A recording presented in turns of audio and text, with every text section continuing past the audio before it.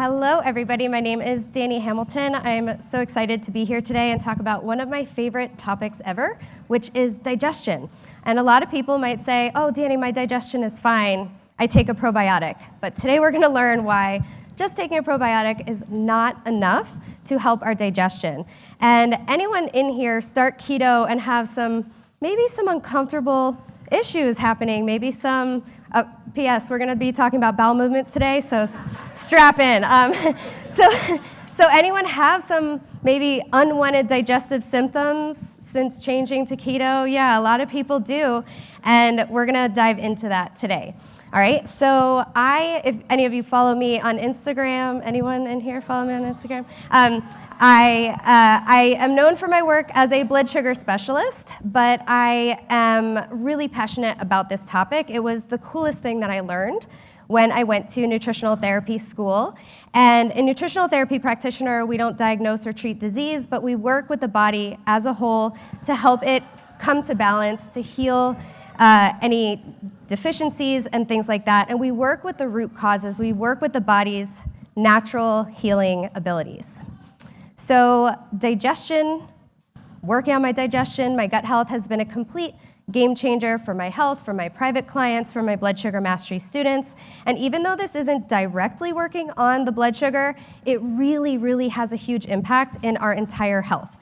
So I became a restorative wellness practitioner to deepen my knowledge, and I'm super excited to share this all with you. So today, we will learn what is digestion, why is it important, how is it supposed to work, things that can disrupt the flow of optimal digestion, what can happen, what are the consequences if we don't digest well, and some common digestive issues that happen sometimes when we lower our carbs, raise our healthy fats and proteins, and some of these surprising symptoms of poor digestion, and a lot of these don't always show up as digestive symptoms. So that's where people are like, my digestion is fine, I go to the bathroom once a day. But it could be a lot of other things. We're going to talk about how poor digestion leads to poor gut health. A lot of people know how important the gut is, they want to heal their guts, but we forget what happens up top and how digestive issues can actually stall and sabotage your progress on healthy low-carb or keto diets. And then we'll talk about some really effective tips for helping this, and we'll talk about my program. All right, moving on. So what is digestion? I used to think it was like this on and off switch, like a blender, like you put something in, it digests, it comes out. That's not how it works. So digestion is the mechanical and chemical breakdown of food, and the goal of digestion is to reduce food to these tiny, tiny particles so they can be absorbed, right? We can't do anything with a steak. If we have a steak inside and it doesn't get broken down, it doesn't do us any good, right? We need to take the food, we need to take a steak and break it down into these microscopic particles. That's a lot, so it can be digested and we can extract and absorb those nutrients. And the food that we eat later becomes us, and you've all heard the saying, you are what you eat. Well, you're not what you eat, you are what you absorb. Okay, so let's talk about how digestion is supposed to work. So digestion, we say this a lot in NTA school, digestion is a north to south process. So that means if something goes wrong up north, it's unfortunately going to affect every single step below it. So a lot of people start with a probiotic, and a probiotic is targeting the large intestine. That's all the way at the bottom of the chain. We have to look at what's going on up top. All right, so where does digestion begin? Anyone? Where does digestion begin? In the brain. She went to the NTA, so I know she knows the answer. It begins in the brain. The sight and the smell of food triggers the salivary glands to start producing saliva. Okay, so we're going to do a real quick breeze through of how digestion works so we can know how it's supposed to work so then we can see what goes wrong, okay? So we smell food, we're cooking food, and we think, you think about a lemon and your mouth starts to salivate, right?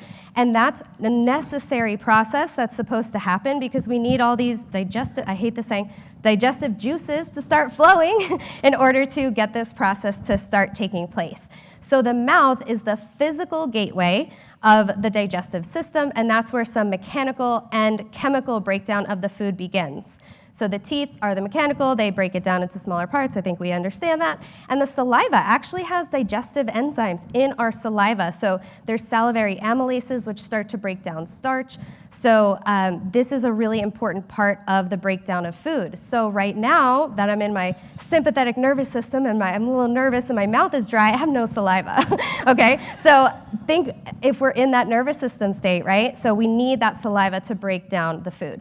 So then the food continues down into the stomach and we get more mechanical, the stomach actually like squeezes, and then some chemical breakdown of food. So we need hydrochloric acid to be secreted, and that acidity level is what triggers this enzyme called pepsin to be activated. So pepsin is an enzyme that breaks down proteins.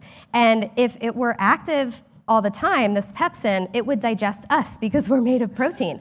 So we need the acidity to be high enough to turn on pepsin. So it's like, oh, she's eating, let's go pepsin, let's start breaking these things down. It breaks down the proteins into smaller peptides and those amino acids, which go on to form things like, yes, hair, muscles, skin, teeth, bones, but also hormones, neurotransmitters, enzymes. So we really, really need our proteins to be very well broken down.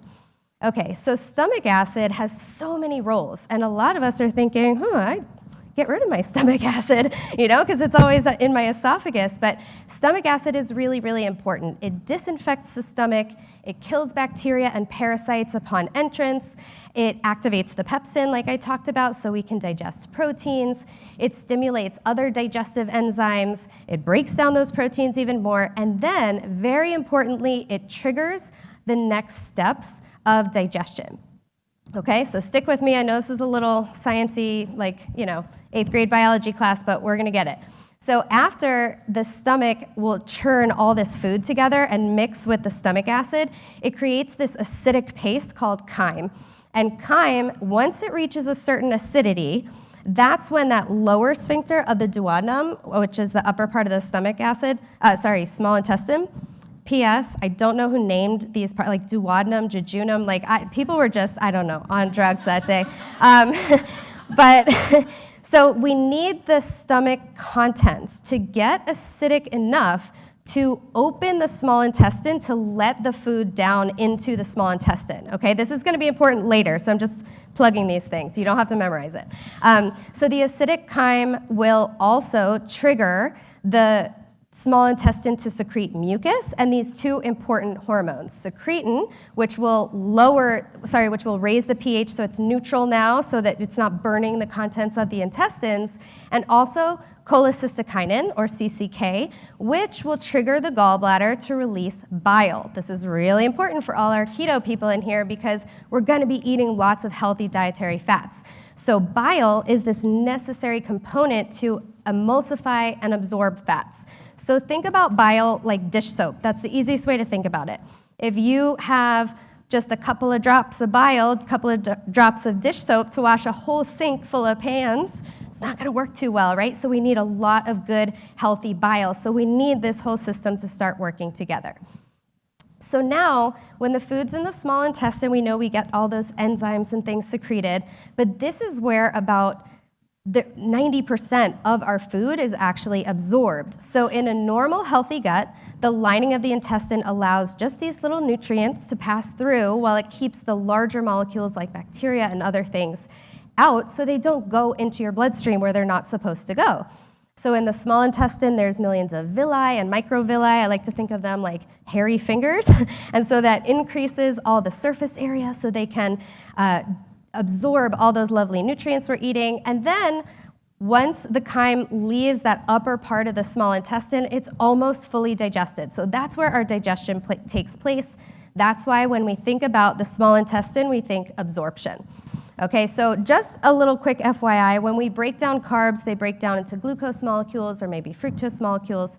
Proteins are broken down into amino acids and polypeptides, and fats are broken down into fatty acids and glycerol molecules. And this is just to continue to show you how much we need to break down our food. Like steak, again, is not doing us any good if it's all in one piece. So the large intestine, this is again where people are starting to aim their work towards like, oh, I need to heal my gut. It's like, well, we just had a lot of talk before this, right? So a lot of different steps to consider. So the leftover chyme, that acidic paste that got neutralized, that all this indigestible stuff, these are going to get passed on to the large intestine where we recycle water, recycle waste materials, and then we make poop, okay? So the large intestine is home to our gut bacteria. So the gut bacteria are super important to break down undigested food, neutralize these harmful byproducts, aid in the absorption of nutrients. Feel free to take pictures of the slides. I wanted to put this information up there in case y'all wanted to take pictures. And then we also produce a lot of nutrients and vitamins from a healthy gut. So it's needed to produce vitamin K, some of the B vitamins, as well as butyric acid. And then this is where the majority of our immune system is housed. So we really want everything, obviously, to be working really, really well. Because our gut bacteria, there's billions of them. They could all be shouting for us like, hey, go, through the drive-thru, I need a milkshake. Or they could be working with us and being like, yeah, grill up that steak, So we want our gut bacteria to be working with us, not against us. So when in balance, they're able to exhibit a very positive influence over our entire health. And I think we know that. And these are just some fun facts. There's more bacteria in your large intestine than there are humans in the planet. So again, if they're all screaming for sugar, chances are they might win. The only time anyone's gut is ever free from bacteria is during the time that they spend in the womb, and they are met with their first relationship with microorganisms inside the birth canal. There are 1,000 different species of bacteria that may live in the gut, but many of them come from about 30 to 40 key species. And everyone's bowel, it's like a fingerprint. Everyone has this different array of these bacteria, their own pattern, but it tends to stay pretty consistent throughout life. And the bacteria in the first part of the colon which is another name for the large intestine, are experts in breaking down carbs and sugars, and they do this by fermentation. So we need that good chewing to get that saliva to also break down those starches, and then we need our guts to be working really well to break down starches. A lot of us maybe struggle to break down starches, and they've found, wow, going keto actually does help my gut a little bit because I took out some of those things that I don't digest well. All right, so now we get to the cool stuff. What can go wrong if we don't digest well? So thanks for sticking with me during the bio lesson. We're here. So the first thing that can go wrong is with the brain. How many people here maybe relate to eating while they're a little bit rushed or busy, or while checking emails, or in the car, or dropping kids, or on one thing to the next? Anyone? Anyone eat and standing over the sink like a rat? No? Anybody? That's a quote from Friends. So yeah, we're not eating in this like nice rest and digest state with friends and chit-chatting and breathing and laughing. We are busy, we're stressed, we're rushed. And when we are not in a parasympathetic state, which is the rest and digest part of our nervous system, we actually stop producing the things that we need to break down our food, which is this. I mean, most people, if they just fix this part, we could just end this discussion, but that's not our lifestyle. I mean, I teach this stuff every day, and I'm like, why are you standing? Why are you standing? So it's a work in progress, right? The lifestyle pieces are a little bit harder to change. It's like, give me a supplement, give me the diet change, I'll do that. And sit when I eat, how dare you ask me to do that, So when we are on the go, when we're distracted by our phones and children and email and things, we're shutting down digestion. So you can see on this slide that in the sympathetic state, we're inhibiting the activity of the stomach and the gallbladder, the intestines. A lot of people struggle with constipation. Well, if we're in a sympathetic state, there's no peristalsis moving the food through the intestinal tract, and so it's just stuck. We're in this paralyzed state because our body, when we're in fight or flight, it's saying, oh, she needs to get away. Let's send all the blood, the nutrients to the muscles so she can run away. So it diverts it from the major organs. Your body is always going to prioritize survival over these non-necessary things like digestion and reproduction and hormone balance. So if you find that you're having issues in some of those areas, you might key into oh, maybe I'm always in this stress state. That's a lot of us. Okay, so the mouth is where we can have more dysfunction. How many people for sure chew their food 30 times a bite every time? Yeah, we got one. Okay, I am literally not raising my hand. I teach this every day, and I am like a B- chewer. So if we don't chew our food properly, our brain doesn't get the message to start triggering the digestive processes for eating. The saliva is not mixing with the food. And then these big chunks of food are harder to break down. So remember, we talked about the steak. It's a hunk of steak. It needs to be broken down into these microscopic particles. So if we're chewing 4 times, sometimes I'll chew a couple of times and I'll swallow. I'm like, no, I want a second chance. And I can't get it.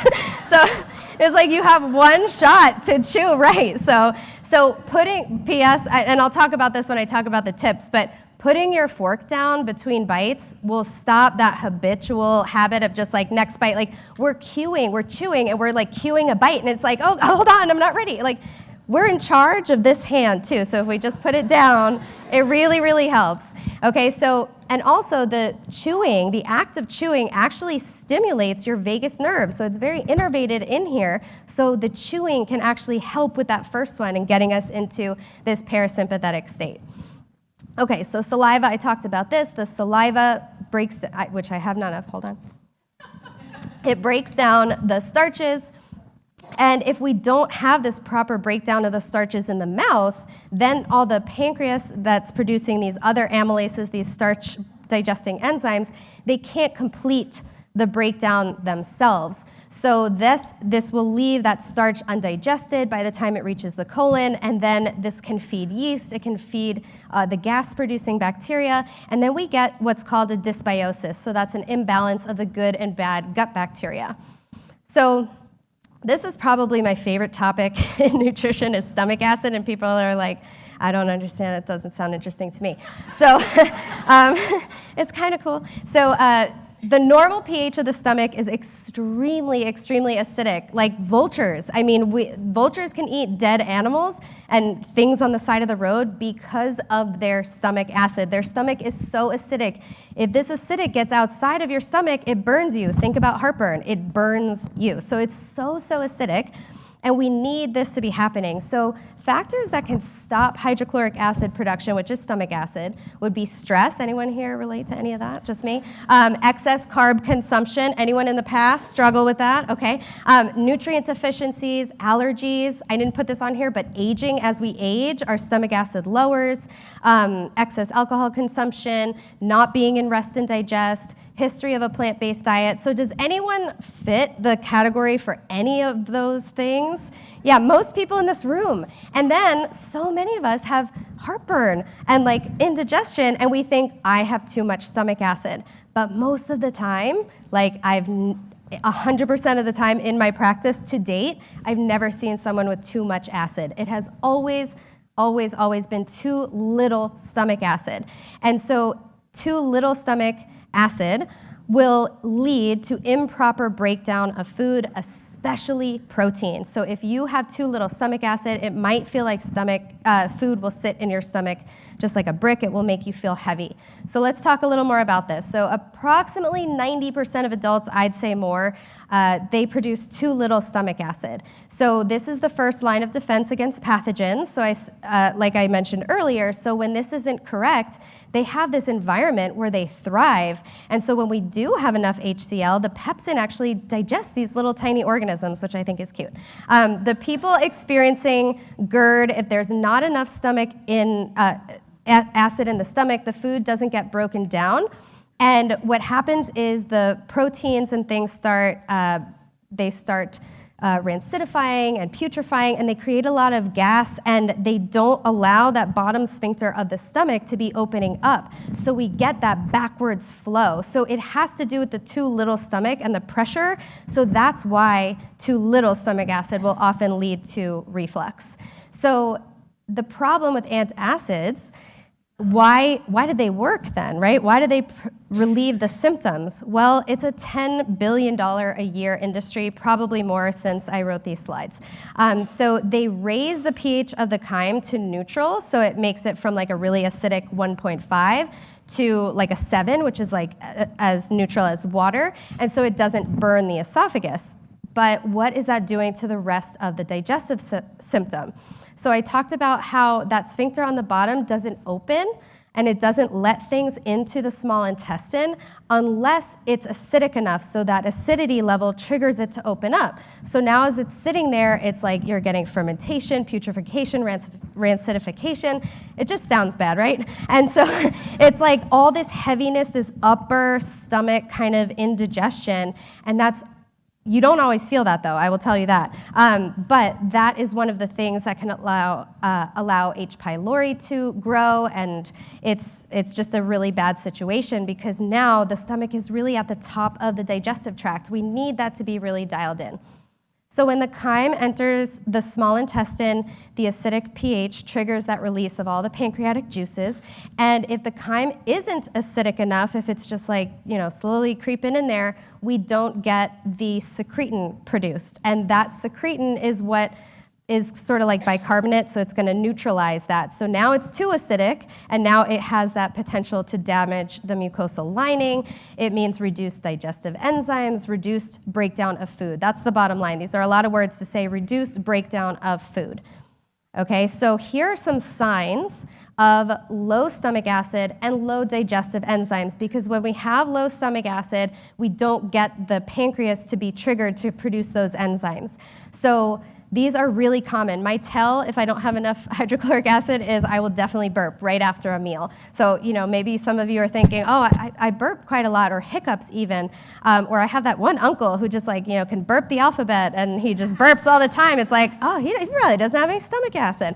This is true. So these are all symptoms. And as I was saying before, things like loss of taste for meat, that's a really common one, and that really affects people here on a keto, potentially carnivore diet. If you're just eating all this, you switch your diet, you're eating all these meats, you're like, I don't want this.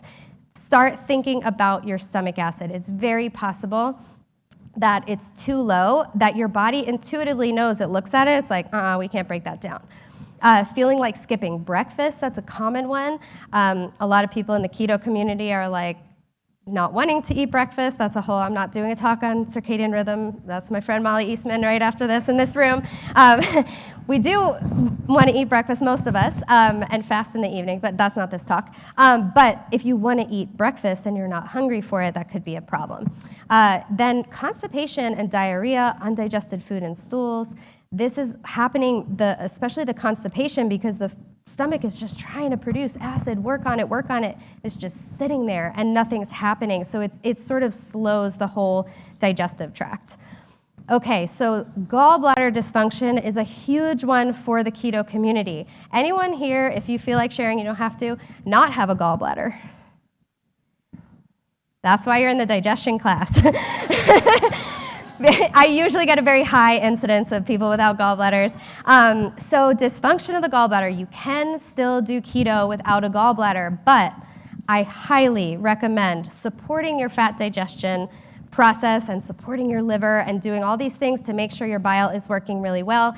And unfortunately, most doctors don't tell people when they rip their gallbladders out that they will need to supplement for the rest of their lives. Was anyone told by their doctor that they had to supplement? So our healthcare practitioner is doing a fabulous job. So fats are primarily digested by the bile salts and pancreatic lipase in the small intestine.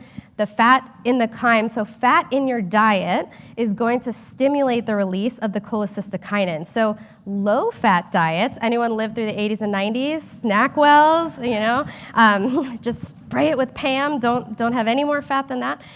We didn't eat fat through those decades. Maybe some people are still carrying that, and we didn't eat fat through those decades, and we didn't tell the bile that it needed to be released. And so what happens when you don't use your bile, we recycle our bile. It's supposed to be recycled. And so it just sits there and gets thick and sluggish and gunky, and then it doesn't work as well, and then oftentimes it leads to stones and attacks, and then we have to get our gallbladder out. So we want to, if you're new to keto and you're like, oh, I'm not quite there yet with raising my fats, either because it doesn't feel well, or because you're a little bit maybe fat phobic, meaning eating fat, you feel a little nervous to eat this much fat because you have that, low fat dogma ingrained in your head. That's okay. I was there too. The first plate of keto I ever ate, I'm like, this makes me feel uncomfortable. Like, it felt very uncomfortable to eat all that fat. But you are going to want to be a person to slowly increase your fats over time to get your body used to it. And one of the things that unfortunately happens is that insulin resistance, which a lot of people find keto because they're insulin resistant, it drives gallbladder dysfunction. So we're already starting out just compromised, and our bile isn't working for us. And then just a fun fact, not so fun fact, celiac disease and gluten sensitivity is very highly linked with poor gallbladder function and having to remove your gallbladder. So something to think about. So the gallbladder, what happens when there's dysfunction there is that it tries to contract, but it can't release that very thick bile, so then we could get those attacks. And then that reduces our absorption of fats, right? So that's like trying to wash that whole sink of dishes with just a drop of dish soap. It's not gonna work. So that leads to the poor absorption of fats. And then we get this further cascade of issues that happens because these undigested fats, they will stress out our liver, they'll leave us deficient in fatty acids, which are really important for our hormones, for our skin, for basically for our cell membrane, so our neurological health. I mean, it goes on and on. Everything in our body, we need these good fatty acids. And so it's going to drive inflammation in the rest of the digestive tract. So if you take nothing else away, keep in mind that when we're not breaking down our food well, not only will we be deficient in the important nutrients that we need to power our bodies and feel healthy, but we're also causing a huge inflammatory response in the rest of the digestive tract. So it's not enough to say like, oh, I'm going to eat this food. Like, I don't digest this really well, but it's okay. It's causing a lot of issues, okay? So an early sign of a malfunctioning gallbladder is green, yellowish, shiny, clay, or light-colored stool, and this suggests that the fats haven't been properly broken down. So here are some more symptoms of this gallbladder dysfunction. So the pain on the right side under the rib cage, or this like diffuse pain inside of the chest cavity. The stools that I talked about, they could be different colors. Stools that float, that are shiny. Nausea, if you eat and you feel nauseous, that is off very, very often. I feel like 9 times out of 10, a gallbladder issue. If you crave fatty or greasy foods, having tension headaches at the base of the skull, sunburning easily, headaches of your eyes, these are all signs that your body is not digesting fat well. All right, hang in there. We're getting through it. Okay, small intestine is where we absorb our nutrients, and then the undigested foods, there's a big problem if we don't have that breakdown, because now these undigested foods are going to stress out and inflame the rest of the system. So the undigested foods, stress, gluten, inflammatory foods, food sensitivities, they're going to impact those little finger-like hairy fingers that capture all the nutrients. So it shaves them down and then opens the lining of the gut. And this is how part of the reason we can develop leaky gut. So these tight junctions lose their integrity, they loosen up, and they allow these bigger undigested food particles into the bloodstream, and this is going to overwhelm our immune system, lead to food sensitivities, and just lead to overall inflammation. So when I had leaky gut, my variety of leaky gut was having really bad allergies, asthma, chronic sinus infections, tendinitis. So it was just this inflammatory thing that I had. Other people who have leaky gut might have joint pain. Other people who have leaky gut might have chronic migraines.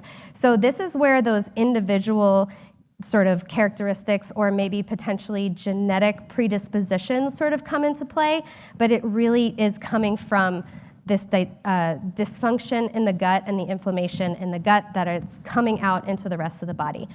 So in the small intestine, when these food particles slip through, the immune system is waiting on the other side, and the inflammatory molecules known as cytokines respond to the food particles, and they tell your white blood cells, your immune system, to launch this attack. So in an effort to fix your problem, the body creates this inflammation, and they travel throughout the bloodstream and cause inflammation. So we can see that this is more towards that chronic issue, and that's where we're going to get some of those other issues to potentially manifest. So causes of leaky gut.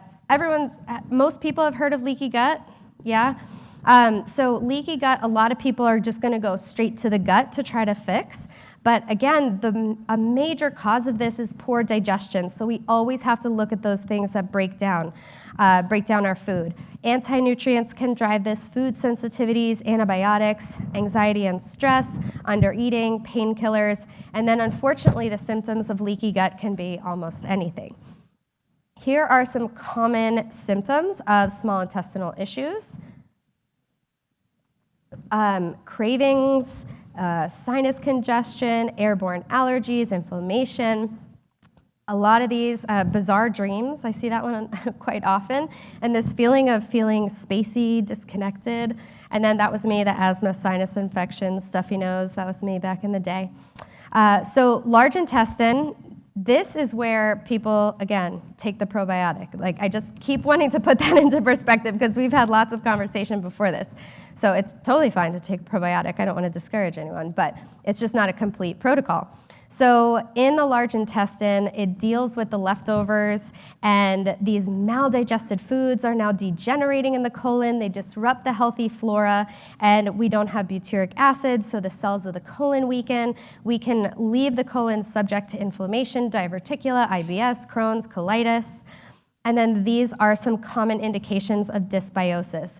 This, if we are going to work on the large intestine, I always work on the top of the north to south stuff first, but this stuff might require some testing because a lot of stuff can be hanging out in here, but fixing the things up north can really, really help this balance. Okay, so now let's talk about some solutions. So number one, I don't know if this is controversial at KetoCon, but I hope it's not that controversial, but as an NTP and just what I've experienced in my own life, I strongly recommend, for the most part, eating whole, real foods. Our bodies have evolved with eating these foods, and this is going to be the most anti-inflammatory foods we can get that our bodies know how to break down. Highly processed foods are irritating to the gut lining, even some of these keto treats, so eat them sparingly if you can, or if you were just at Mary's talk, maybe abstinence is the key for you.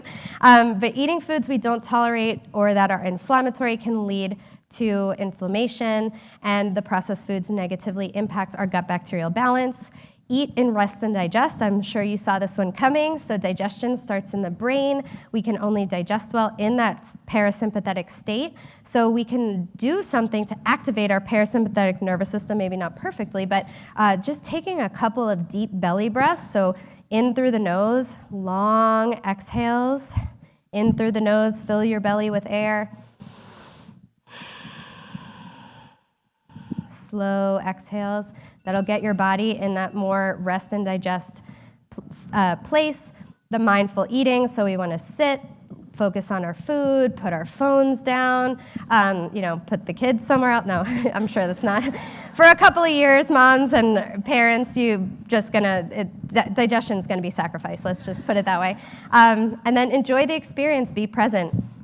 And then chew our food. Oh, this goat is supposed to be chewing. Sorry, guys. It's not just, it's a weird picture on this slide. If he's not chewing, he's supposed to be chewing. Okay. Just FYI, she must really like goats. So our mouths have teeth, our stomachs don't. So aim to chew your food 20 to 30 times per bite. So we're gonna put our fork down, we're gonna be thinking about our food, we're gonna be taking deep breaths. So if you're doing this weekend, tag me, chewing your food, And yeah, it's super, super helpful to activate that parasympathetic. So has anyone heard of having apple cider vinegar before meals? A lot of people who do this for the blood sugar benefits, there can be a tweak so that it can not only help the blood sugar response from the meal, but also it can help to boost your stomach acid and actually help your fat digestion. So this has I feel like I should be sponsored by apple cider vinegar, but having a tablespoon of it in a little bit of water. So this is where people make a mistake when it comes to stomach acid. Don't have it in a whole glass of water right before your meal, because that will dilute the stomach acid. So that sort of negates what you're doing. So only have it in an inch of water, inch or two of water, and you do want to dilute it. If you cannot stand the taste of it, lemon, my mom said lemon helped, but I think cinnamon helps. It makes it smell like an apple pie, so that feels good to me. So you can do that right before the meal, 5 to 10 minutes before. I will be honest, I have a mixed jar in my fridge, and I take a swig of it. It's water and apple cider vinegar right before the meal, and I try to remember to sit down. So we're not aiming for perfection. We're just aiming for doing better than the meal before. So digestive bitters can help with this. And then if you have a lot of stomach acid, if you need a lot of stomach acid to digest proteins, so this is really important if you have a heavy protein meal. Disclaimers about hydrochloric acid. Please be careful with supplementing this. There's a lot of contraindications, and I really recommend working with a practitioner on this one. But oftentimes, hydrochloric acid supplementation is super, super needed. If you have to take betaine hydrochloric acid for a long time, I would probably recommend getting tested for H. pylori, which is, I have that, working on getting rid of it. I need stomach acid support constantly, so that's something that you want to work on, because the H. pylori will suppress your own stomach acid. Number 5 way to support your digestion and your gut would be eliminate foods you're sensitive to. So keto and carnivore are really great elimination diets, so slowly adding things back in, seeing how you feel. And then not only do we want to eliminate, we want to heal in the meantime, so consider testing and healing with a practitioner. This one, I hope, is not a surprise for anyone at this conference. I hope the word is getting out that we want to avoid these horrendous vegetable oils, and we want to consume the really healthy animal fats, things like olive oil and avocado oil. For some people who don't have a gallbladder, the things like MCT and coconut could potentially be a little bit easier to digest. And then we want to support fat digestion, so important for everyone here. If you don't have a gallbladder, you may need to supplement for the rest of your life. This is not medical advice. Please consider foods like apple cider vinegar, citrus, things like lemon and lime, warming spices, ginger, cinnamon, and bitter foods, so things like asparagus and radish and things like that. Nutrients like phosphatidylcholine, say that 10 times fast, taurine, milk thistle, and vitamin C can also help to thin bile. And then castor oil packs are absolutely amazing for this because they really help your liver, which is where the bile is produced.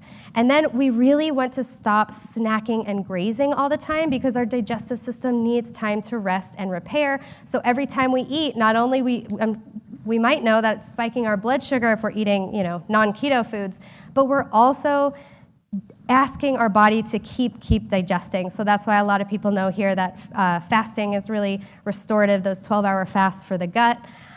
So we want to notice how many times a day we're putting something in our mouths.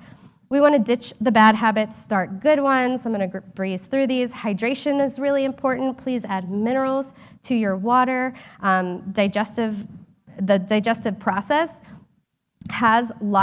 requires a lot of water. And so we really need to be adding this water so it's not stealing it from our colon. We don't want that to happen because we don't want that recycled water there.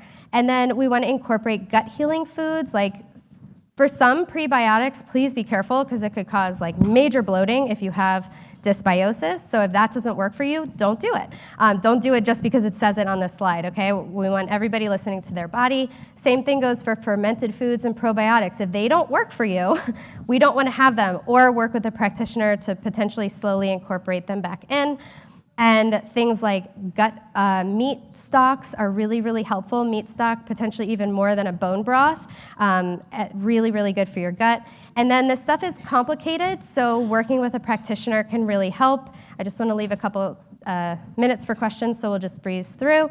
I have a program coming out next month called Optimize Your Digestion for Low-Carb Diets. If you want to learn more about it, you can scan that little QR code. And we are going to be learning so much stuff. That code will be back in a second, or I'll put it back. It is specifically designed to address all the steps of digestion so you can heal your gut and finally get those amazing benefits out of your healthy, low-carb keto diet.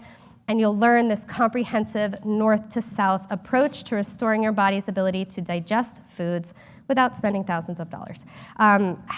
You're gonna learn all about this stuff, and then we're gonna learn to assess and fix where all those breakdowns are happening with diet, supplements, and lifestyle. And there's all sorts of protocols and bonuses. We'll talk about coffee enemas, which is a crazy thing, but it's really fun. And thank you so much for your attention. Thanks for being here today.